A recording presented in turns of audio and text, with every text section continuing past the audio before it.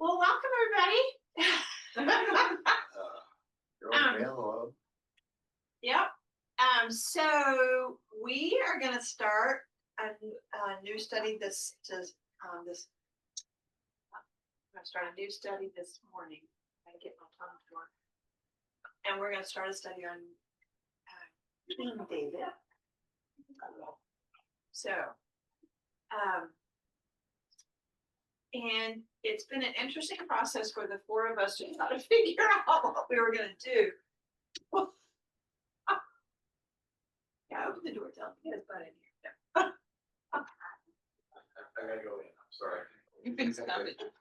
I got waylaid by a 3-year-old. Well, anyway, sorry. Well, welcome. Who? I'm so. Claire's in there. Oh, I'm sorry. That's No, right. No. I just need a place to go get coffee. That's more important than sitting. All right, so we're going to start study of King David. And I was saying that it's been an interesting process.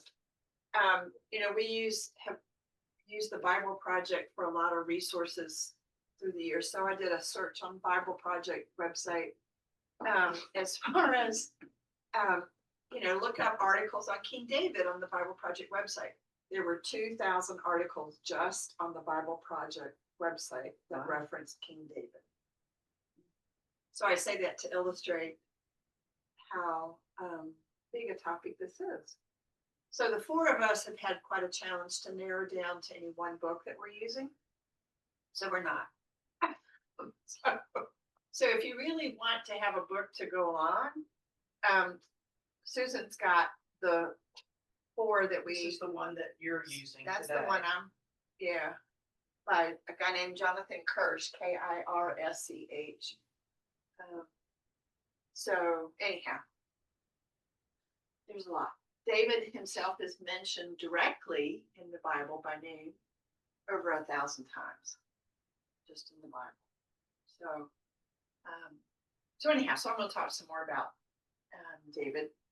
But first, we're still going to stick with our tradition of reading a psalm, which I think is appropriate since traditionally the Psalms were thought to have been written by David. They probably weren't.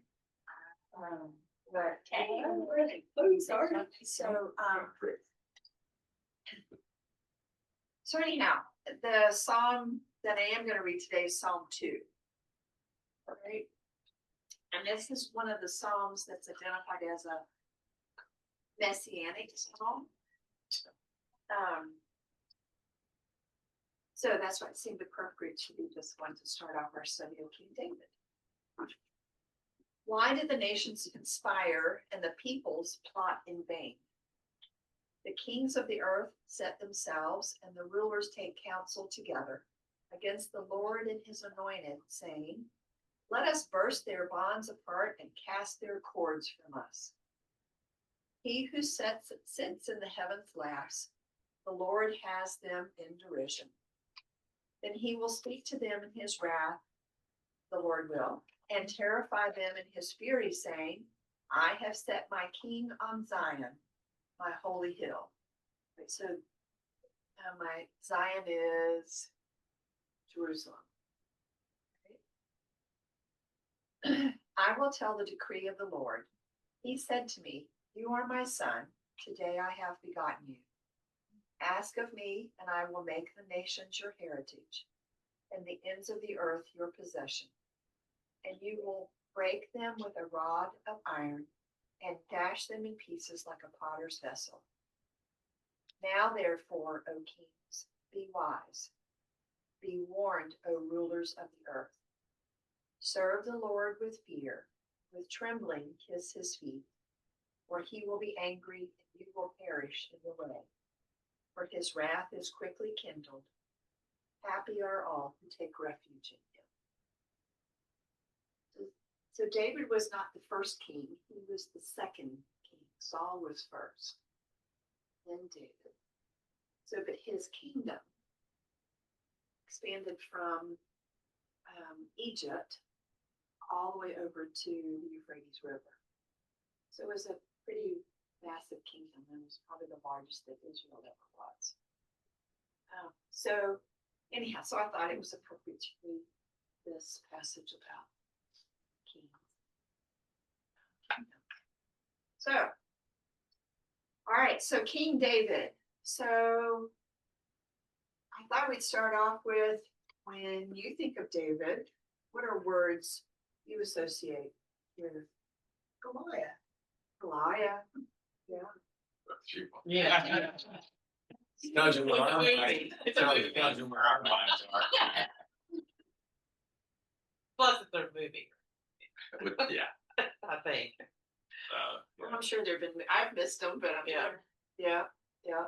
There now is a series, Sarah's reference, I think she's watched some of it. There, there's the series Chosen. And now there is the series on David also. I don't think it's made by the same people, but you can find it out there on the streaming. Yeah, I started watching the series on David, and I couldn't watch it and cook cookies at the same time. Violent or what? It's too violent. No, it was kind of boring. Was it? Yeah, Sarah commented that it's slower than. Yeah, it was slow. Yeah. Slow's a Yeah. good word. Yeah, Yeah, that it was slower than the Chosen. So anyhow. I think of him as the psalmist too. You know, he did a lot of psalms. So, Or is thought to have. yeah, yeah. So, any other words you'd associate with David? Flawed. Flawed. Oh, yeah. Human. Yeah. Very human. I can't say the word, so I'll just say Cassie. What's that? No joke. We'll have to be revitalized. First, about 20 years ago, that's Sunday school for us. We were talking about David, and Cassie said, You can go. Remember, we're being recorded.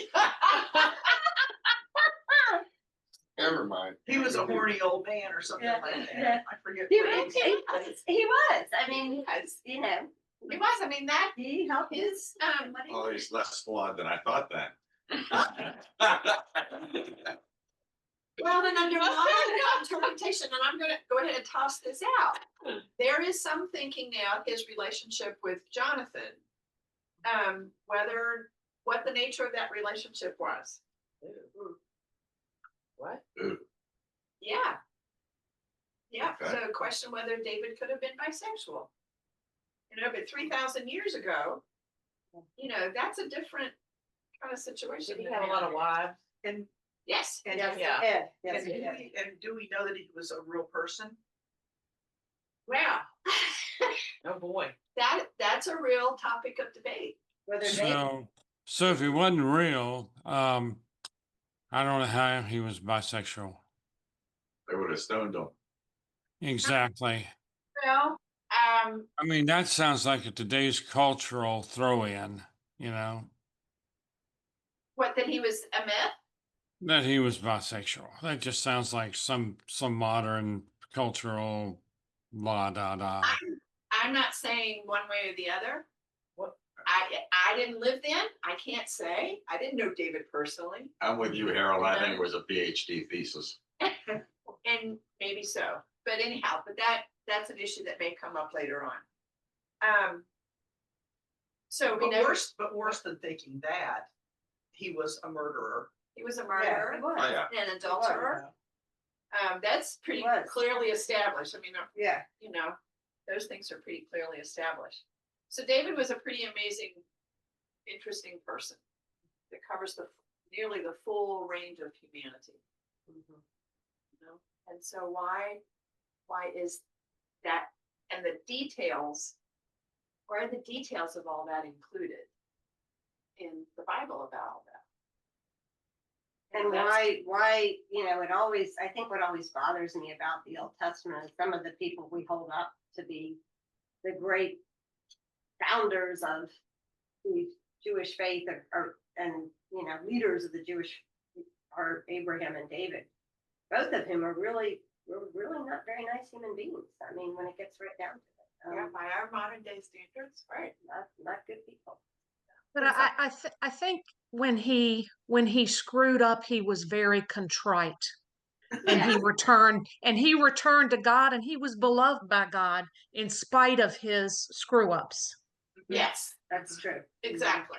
You know, and so the comment was made, so, you know, there's multiple we can't even narrow it down to one book that we're using for our study. There's so much stuff out there about David. So, you know, one of the things I read about how David is very much recognized for how he may have followed God's will, but he didn't follow God's laws. I don't even think he followed God's will. I have a hard time. Well, I think that's one of the questions Yeah. in my mind that I want to find out more about as we go through this study. So David, in his life being pretty remarkable, that he started out as the shepherd. We'll get into this later. You know, and he was sort of the least of his father's kids, you know, sort of left out in the fields with the sheep. But he went from that to being a court musician, to a military hero, to a royal son-in-law, to a palace renegade, to remember Goliath was a Philistine. They were at war with the Philistines, but he later became an agent for the Philistines and then became king. So that was sort of the progression of his life up to when he became the king of Israel. The books in the Bible that have the bulk of the story about David are 1st and 2nd Samuel. And it goes into 1st Kings. David dies in 1st Kings. So, but the books of 1st and 2nd Samuel are not just about David. The first 15 chapters are about Samuel and Saul, right? Because they preceded David, and so we're gonna go through that history as well. Then, so David, the story of David, God being choosing David to replace Saul. Saul was the first king of Israel. David replaced him, and that's a long story. So anyhow, that doesn't happen until chapter 16 in 1st Samuel. So, and then there's more about David in the books of the 1st and 2nd Chronicles. And what's interesting about 1st and 2nd Chronicles is that those books leave out all the tawdry stories about David. All right, I guess that's one way you could use to describe it. They've been redacted. Yes. The children's version. The children's version is in 1st and 2nd Chronicles. And it is to say were written later. They're the least read. Yeah, maybe so. So anyhow, so those 3 books, 1st and 2nd Samuel, really sort of more 1st Kings, and then 1st and 2nd Chronicles is where you find the story of David, and then he's referred to in many other places in the Bible.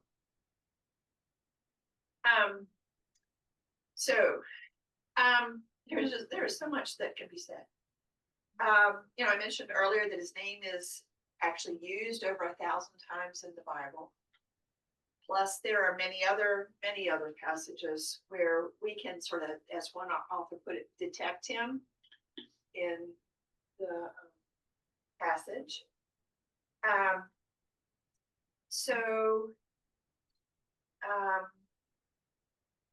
Anyhow, so through the course of history, you know, the first image I remember of David is the story about him killing the giant Goliath, the quote unquote giant Goliath, with his slingshot. You know, being intrigued by how a slingshot works, that you can actually throw a rock hard enough to kill somebody with a slingshot. So I never could convince my brother to You know, like, he's Well, really it was a sling, not a slingshot. Totally different animal. Okay, right. I know it wasn't like this, but yeah, but even just to do it with a sling, sorry, Harold, thank you. To do it with a sling rather than a slingshot. He was a shepherd. He had playtime to practice. Yeah, he did. He wasn't sitting around playing video games or, playing with toys cars like my brother and I did. So anyhow, so he, through history, the images that we have largely came out of the Middle Ages. And there was a lot of art during the Middle Ages and Renaissance that centered on King David. One of them was talking about is it Michelangelo's statue of David that David is not circumcised?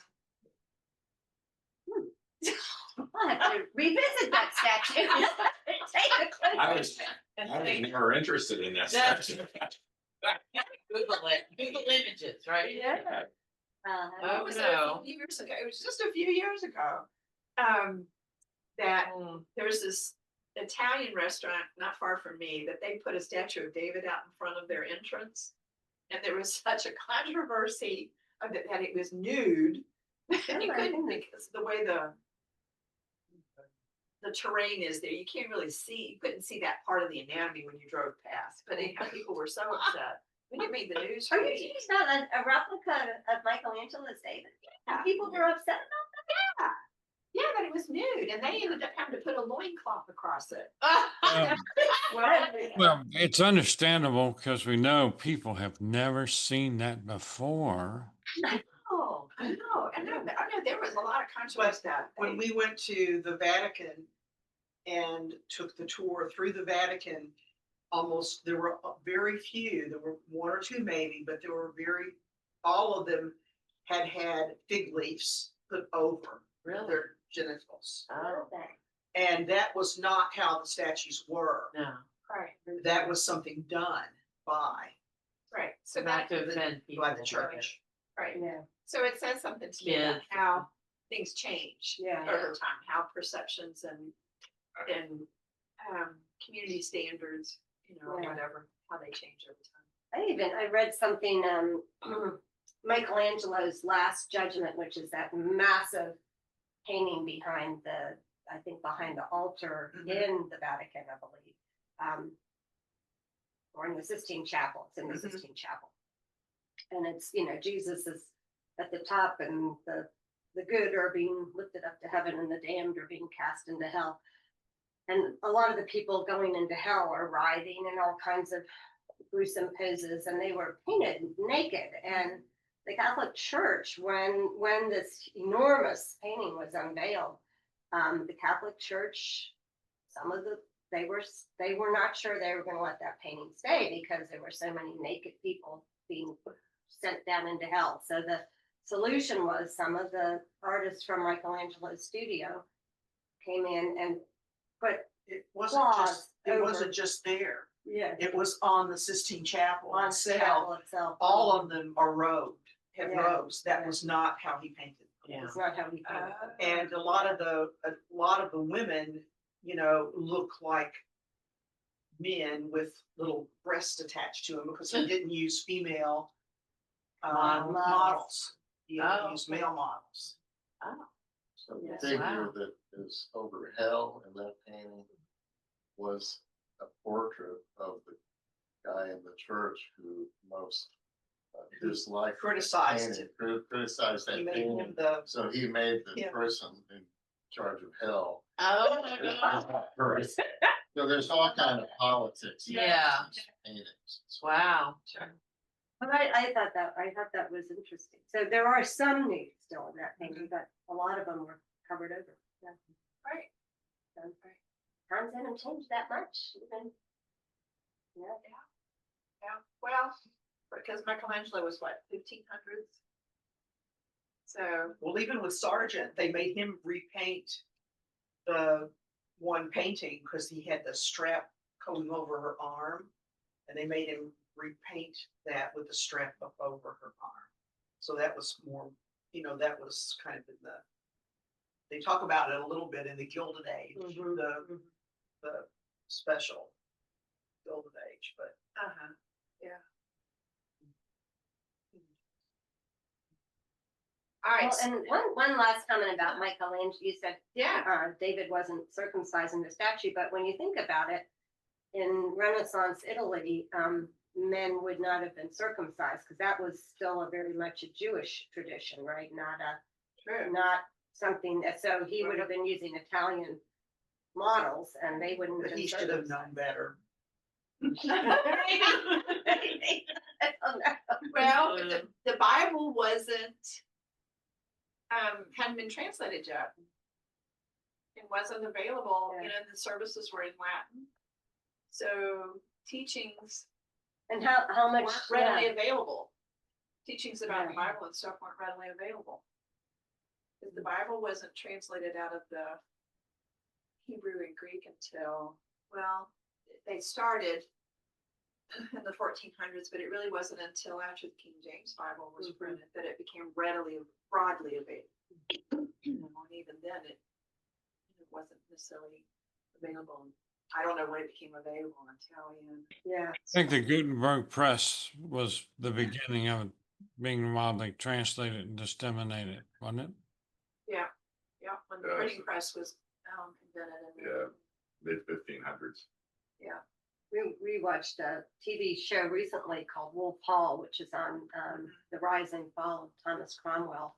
He was an advisor to Henry VIII, and there's a scene in there where, and this was a historical figure, and I'm not gonna be able to remember his name. It's something like Jonathan Bain, but I'm sure I have the name wrong. But at any rate, he had gotten his hands on a version of the Bible that had been translated into English, and he was reading it, and he was reading it publicly, and for that he was tortured and burned at the stake because that was heresy to read the Bible in English.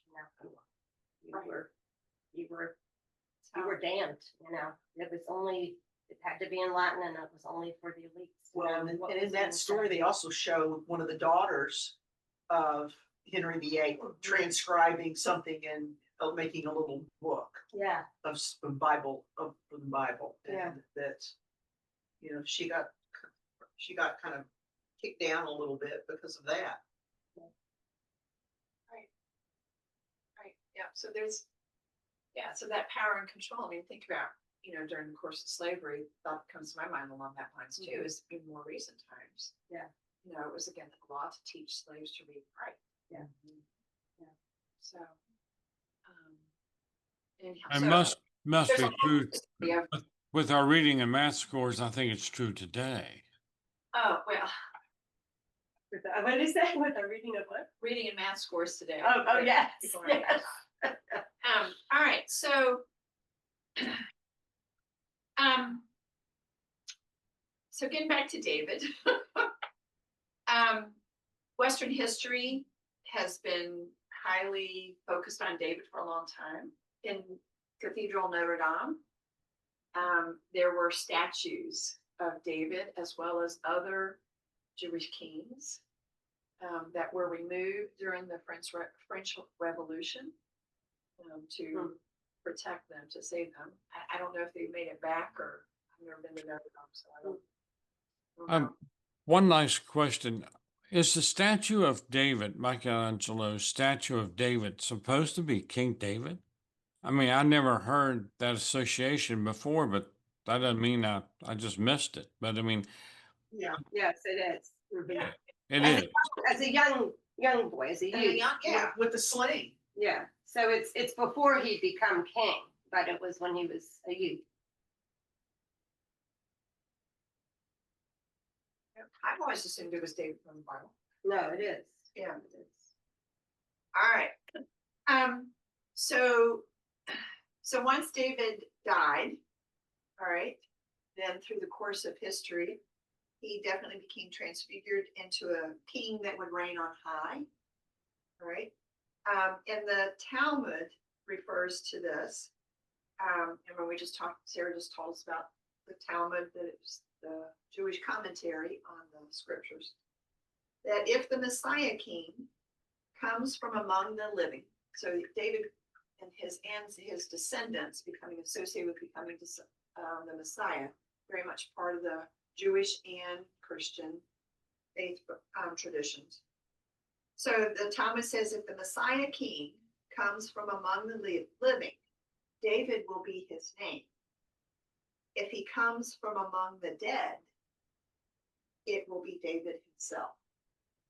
Is the comment in the Talmud about David. Yeah. So they would have believed that Christ was David reincarnated, or They did not necessarily using the word reincarnated, but so and Paul writes in Romans 1 that he attested that Jesus of Nazareth, quote, was made of the seed of David according to the flesh and declared to be the Son of God. So Paul begins that teaching that the Messiah comes from the seed of David. It's part of that.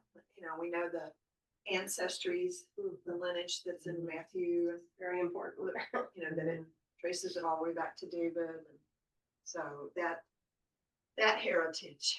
And then that's kind of worth noting in the obsession with kings and monarchies, that Christ had to come from this royal line. He couldn't just be Joe Blow, right, to become a king. Yeah. How does that fit with immaculate conception? That's another. That's always David. been- I mean, I'm good.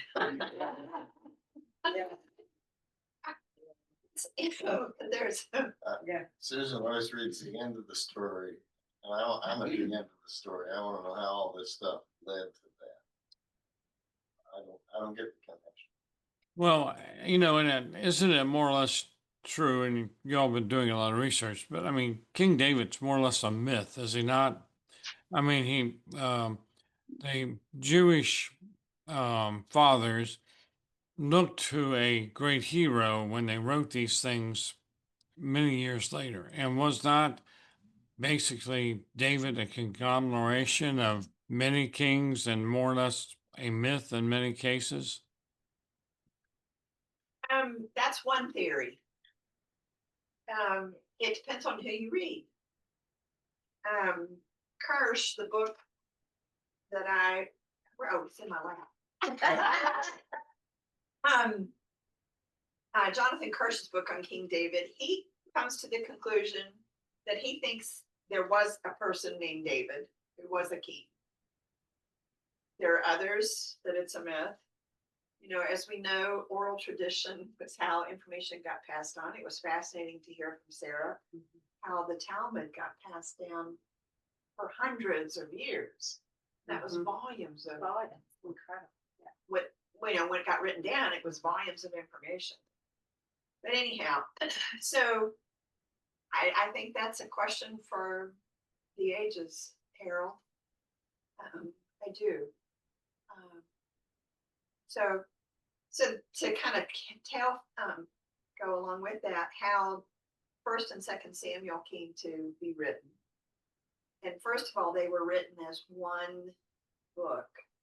In the Hebrew, when it was written, it fit into one scroll. Hebrew doesn't have any vowels.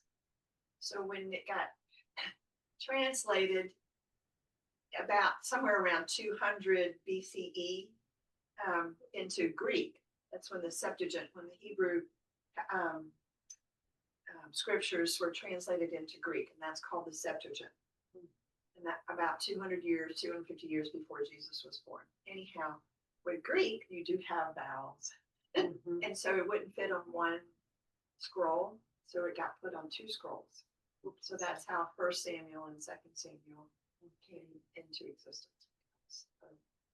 That process. How it came to be known as that. But needless to say, the book of, and I'm just going to say Samuel, all right? Is a conglomeration, seems to be like other Old Testament, many other Old Testament books, a number of different authors and a number of different sources put together. And so for me, one way to illustrate that is, we're going to write it down. All right, so here we go. In Samuel, all right, there are 3 times that Saul is chosen to become king. There are 3 different stories in Samuel about that. Saul is divinely rejected by God as king twice. David is introduced in the storyline 3 different times. Jonathan makes a covenant with David 3 different times. David spares Saul's life 2 different times. There are 2 different stories of David killing Goliath. All right. So only one of them uses the sling. All right. And there's not really corroborating evidence that I know of. There may have been something that's come up in recent years, but no corroborating like archaeological evidence to say David lived, but there's not much to corroborate much of the older stories of the Old Testament either. David is thought to have lived 3,000 years ago. So 2000 BC, around that time. So that's before there were written records kept. So, I mean, 1000 BC. you're right. Sorry, 1000 BC. Yeah, you're right, because we're 2000 years out. Right, so 1000.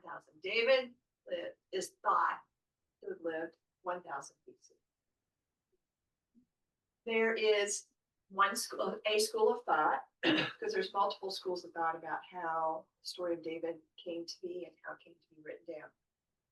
There's one school of thought that one of the sources, and they sort of have these different sources for the Old Testament writings, have developed names over the years.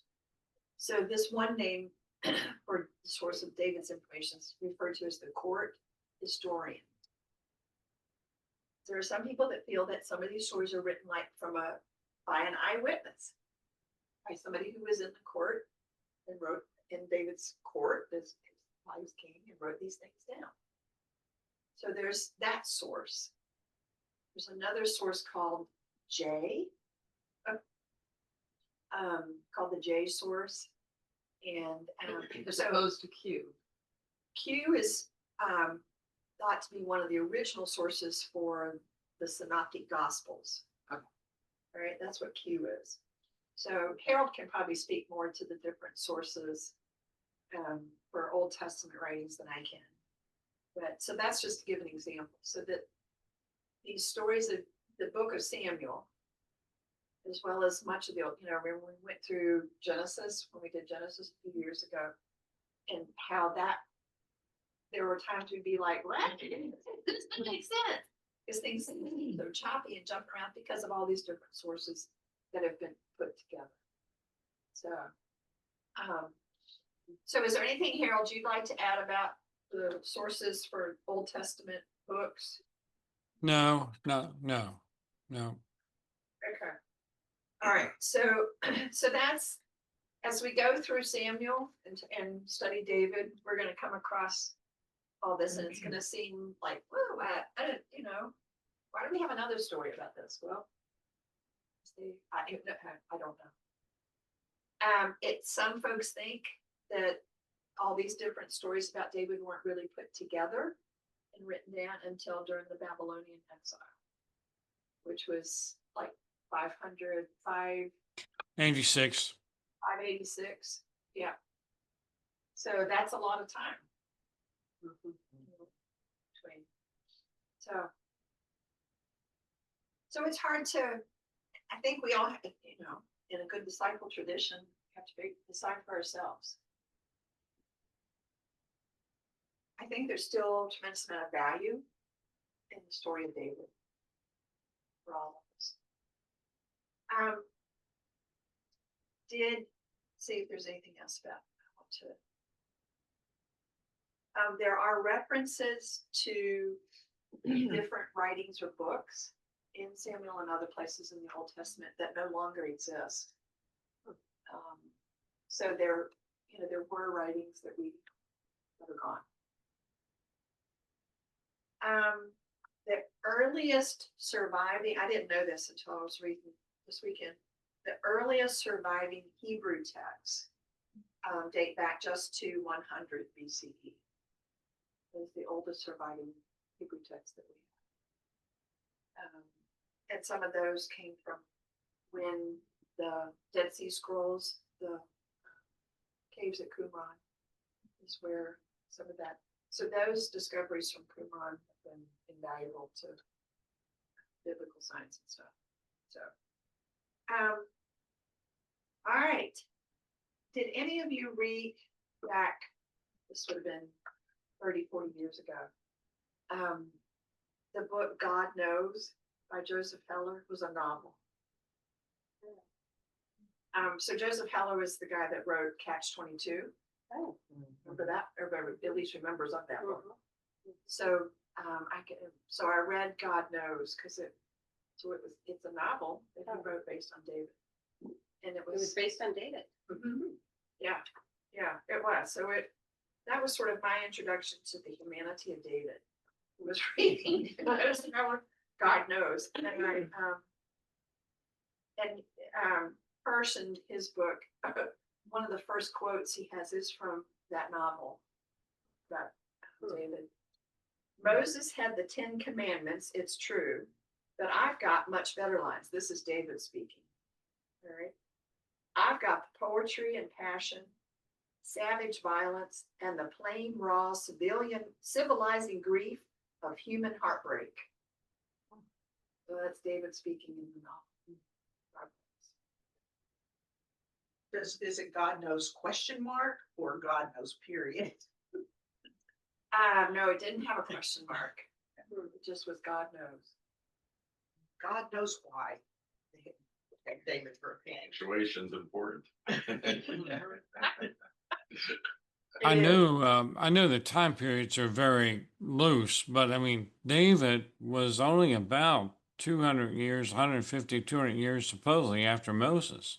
You know, Moses is in the neighborhood of 1200 BCE, and David's about 1000. So it wasn't, I mean, the Israel we're talking about before David put it all together, wasn't that old. It was only a couple hundred years after Moses. Right, because up until Saul and then David became kings, Israel or the Jewish people were just this group of 12 different tribes that had judges. That's what the book of Judges is about. Is the different judges and how the different stories and incidents, wars and all that stuff. So this was the first time. And then David is the one that he overran this little village that became Jerusalem. And he built the first temple. Because we'll get into this, but the Ark of the Covenant was just kind of sitting around in a tent. The tabernacle was a tent. We have this great worship and wonder story about the tabernacle, and that's how I came to really understand what the tabernacle was. Because as part of the story, you have to put together the tabernacle, and it's this fence made out of cloth, and then all these layers of different kinds of furs and silks and all the stuff that you layer it up, and that was the tabernacle. And the Ark of the Covenant gets stolen by the Philistines, or somebody. Is it the Philistines? I don't know. It gets stolen and has to be recovered and brought back. So David is like, no, we There need. you go, the movie. Yeah. Right. Right. So David's like, we gotta have something that's a little bit more protective. substantial, yeah. So that's how the temple comes to be built. Now, was the Ark of the Covenant, is that where they stored the scrolls? The supposedly the 10 Commandments Okay. And two other things. and 2 other things. Okay. Yeah. What were the 2 other things, Harold? Aaron's staff and a bowl of manna.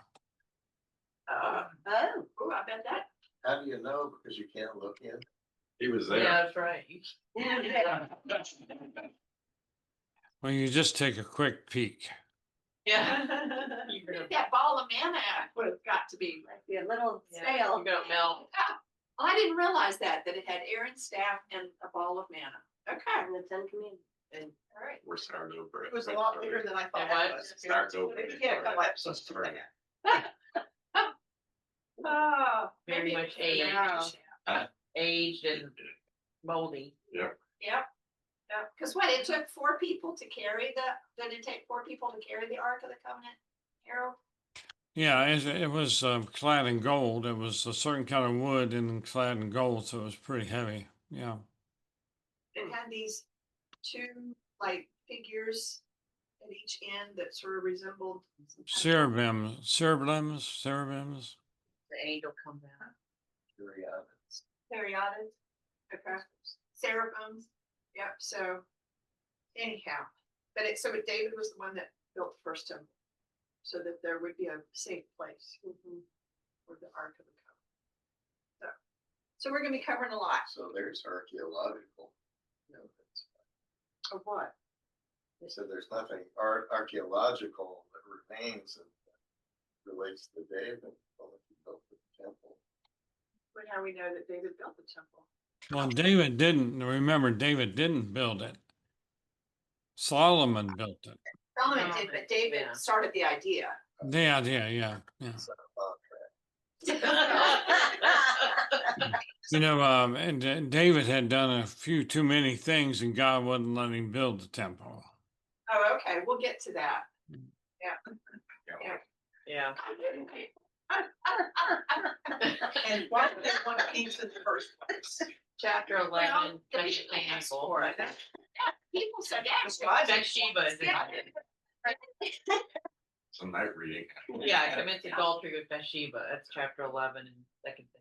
Okay, well, you caught that easily. Yeah, yeah. All right, so Kirsch in his first chapter of his book, he titles it Charisma. That he describes David as a person of charisma. Okay. You know, and I'm sure we all can think of different leaders through time that have displayed a tremendous amount of charisma. Yeah. So, Narcissists and everything, right? yeah. Oftentimes those people with charisma are pretty flawed. Yeah. Creatures. Yeah. So anyhow, so that's what questions come to your minds that you would like to. Yeah, what questions come to your mind that you would like to learn or know about David in this time?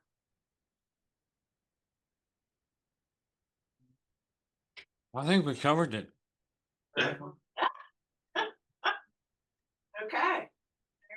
Yeah, I think for me that the big question that I struggle with David and with Abraham is how people who were so considered so godly for thousands of years could be so flawed. I mean, Could they be flawed and godly? and I think the question for me is, can they be as flawed as they were? I mean, David not only committed adultery, he committed murder, and that's something that, you know, while none of us sitting in this room are perfect, I don't think any of us have committed murder. I mean, that's a pretty big. Well, and not just murder, but genocide over and over again. You know, David, when he united the tribes of Israel, a lot of times every man, woman, and child was wiped out. Yeah. You know. So how can you really be somebody who says they love God and behave like that? That's where in our modern times. in our in our modern times. You're right. I need to know. I guess. For me, that's how I rationalize it. Yeah. In these modern times. Yeah. So